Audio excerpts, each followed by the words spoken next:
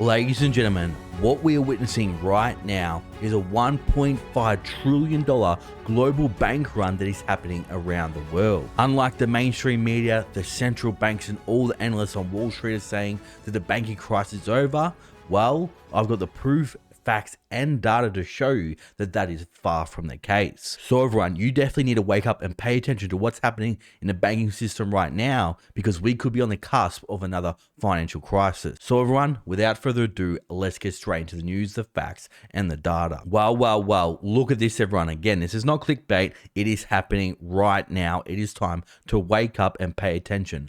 Global banks suffer 1.55 trillion, or should I say 555, in deposit flight in 1 year as JP Morgan Chase and financial giants fight for wealthy clients. So that is exactly right, everyone. The big money, the smart money, the insiders, they're pulling out their money at the fastest pace, not since 2008. This is the fastest bank run we've ever seen in US history. So let's dive a bit deeper into this report, but then I've got more charts to show you from the Federal Reserve themselves that this is happening and it's just getting worse. So listen to this, everyone. New numbers on the global banking system are shedding light on just how much money depositors have pulled out of their bank accounts in the last year. And guess what, people? It will shock you. According to the latest data from the Federal Reserve of St. Louis, US banks have faced $605 billion in deposit flight in a year. But remember, that's just the US. This is happening globally. Because listen to this. Total deposits at banks in France, Germany, Spain, Italy,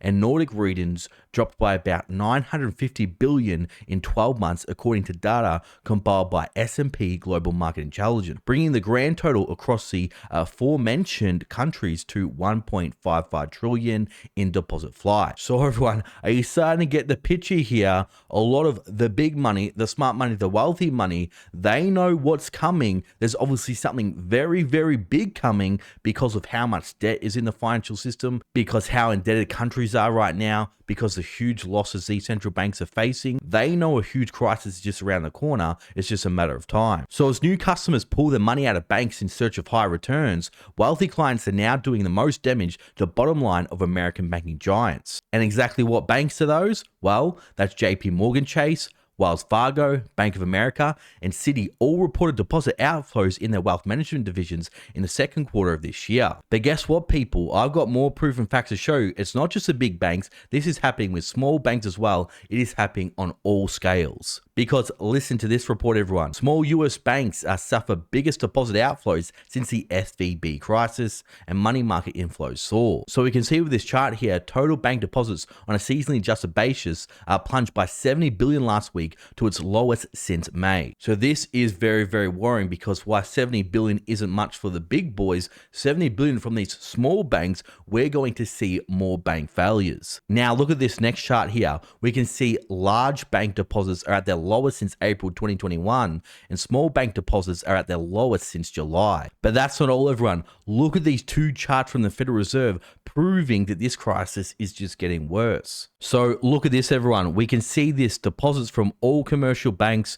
We can see in Q2 2020, they absolutely skyrocketed, but now deposits are plunging. And do you know what this is? This is the emergency bank term funding facility program that the Federal Reserve created in March 2023 during the banking crisis. And look at this. This is pretty much a bailout facility for the banks. And we can see even after the March crisis, we can see this facility is hitting record after record every single week, with banks borrowing $107 billion, which has to be paid back in 6 months. So banks are facing big issues. So they're going to be cutting costs wherever they can. And what they're doing right now, Chase Bank is going to be closing more locations. So look at this. Bank buy. Chase Bank is closing 5 locations in the same state as customers want to make plans to secure their money. Well, everyone, I hate to break it to you, but once you deposit money in a bank, you're now unsecured creditor, and that money is no longer yours. So listen to this. As banks undergo a digital transformation,